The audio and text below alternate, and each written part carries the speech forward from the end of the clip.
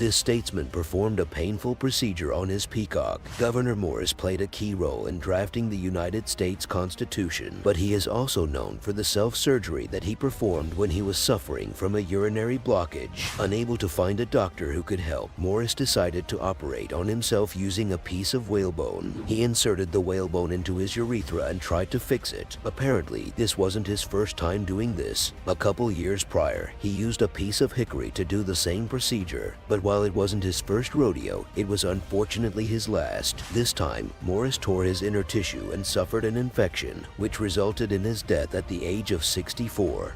The first official medals of honor were awarded to Union soldiers who participated in the Great Locomotive Chase of 1862. The chase was arrayed by a group of Union volunteers who infiltrated the Confederate territory and hijacked a locomotive. Confederate troops and civilians pursued them relentlessly, and despite the raiders' efforts to escape, they were eventually captured and some of them were executed. For their bravery and sacrifice, the surviving raiders were awarded the highest military decoration in the United States.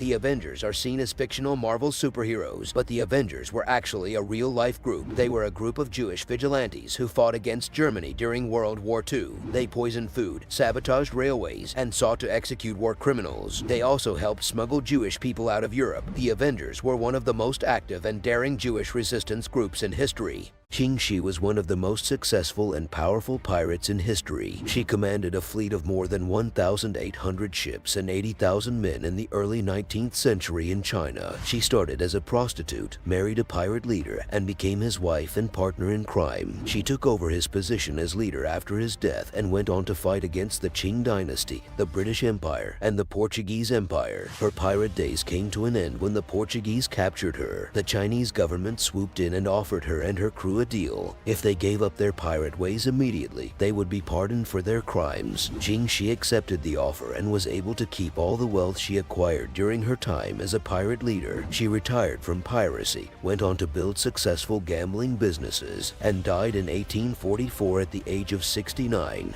There was a woman who survived two of the most notorious sinkings and collisions, the RMS Olympic, the RMS Titanic, and the HMHS Britannic. Violet Jessup worked as a stewardess and a nurse on these ocean liners and was on the RMS Olympic when it collided with a British warship in 1911. It managed to return to port without sinking. During the sinking of the Titanic in 1912, Jessup helped the passengers board the lifeboats and was able to make it onto one herself. The third sister ship, the HMHS Britannic, hit a naval mine in 1916 and sank in less than an hour, killing 30 people. Jessup managed to escape in a lifeboat, but she had a close call when the ship's propellers nearly sucked her under. She continued to work at sea until 1960 and died in 1971 at the age of 83. The tallest married couple ever recorded was Anna Haining Swan, who was 7'11", and Martin Van Buren Bates, who was 7'9". They were both born in the 19th century and met each other while working as circus attractions. They quickly fell for each other and got married in London in 1871, with Queen Victoria sending the two a pair of diamond-studded gold watches. They settled in Ohio and had two children, a girl who weighed 18 pounds but died at birth, and a boy who weighed a whopping 23 pounds but sadly only survived 11 hours. They officially retired from the circus afterwards, and Anna died in 1888, a day before her 42nd birthday, and Martin died in 1919 at the age of 81. He was buried next to Anna. While fetching water, 56-year-old Kamala Devi was attacked by a leopard. All she had were basic farm tools to defend herself. She fought the leopard for half an hour, receiving multiple bites, deep cuts, and fractures. She was somehow able to grip the leopard's ear and use her sickle to continuously swing at it. Hearing the commotion, residents in the area rushed to the scene, but Devi had already finished the leopard off by the time they arrived. Fortunately, the wounds Devi received were not life-threatening.